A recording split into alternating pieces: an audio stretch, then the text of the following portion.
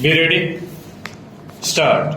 On August 26, 1965, the husband filed a petition against the wife under Section 13, bracket 1A, seeking relief for dissolution of marriage by divorce on the footing of decree for judicial separation dated July 9, 1958, obtained by the wife against the husband. Stop. In the written statement filed on behalf of the wife, she pleaded that the husband had resumed cohabitation with her against her wishes in the month of July 1965 and that the above referred amendment enforced on December 22, 1964 did not operate retrospectively for the right to maintain a petition by the husband on the basis of a decree for judicial separation obtained by the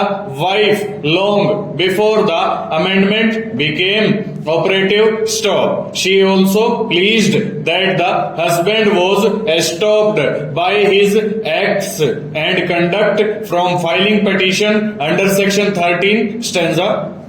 The trial court on issue numbers 1 and 2 interconnected as they are held that subsection bracket 1A of Section 13 of the as amended did not bar the petitioner from filing petition under Section 13 of the Act. Stop. Issue number 3 was determined against the wife on the ground that she had failed to produce certified copy of the judgment dated August 23, 1962, dismissing the earlier petition filed under Section 13 of the Act on behalf of the husband against the wife. Stop.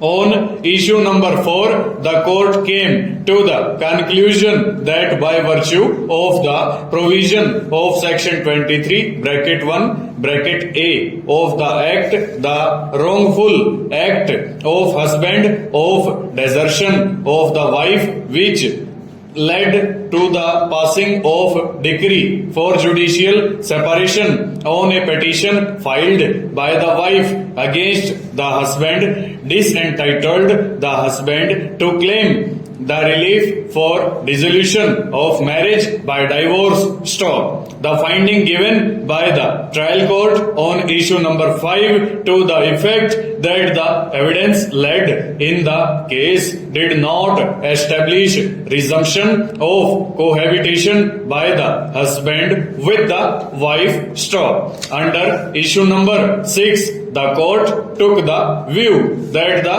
husband was entitled to file petition under Section 13 of the Act after the amendment in the form subsection bracket 1A of the Act came into force and that petition having been filed on August 26, 1965 could not be held to be belated. Stop. All the issues except issue number 4 were determined by the trial court in favor of the husband. Stop. It is only decision on issue number 4 which was given in favor of the wife and against the husband. Stop. As a result of decision on issue number 4, the petition was dismissed. Hence, the present appeal by the husband. Full stop. Over.